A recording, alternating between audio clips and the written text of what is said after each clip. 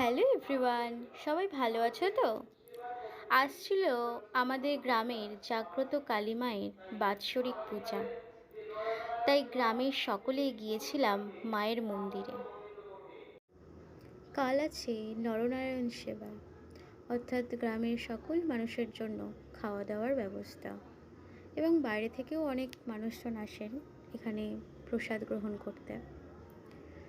মন্দিরের সামনে হচ্ছিল যজ্ঞ।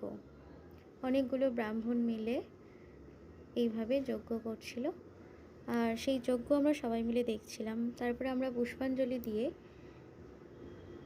প্রসাদ নিয়ে বাড়ি চলে আসি।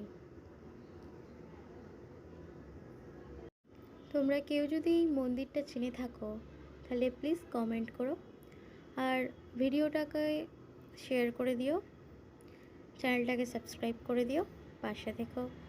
বাই, সকলে সুস্থ থেকো।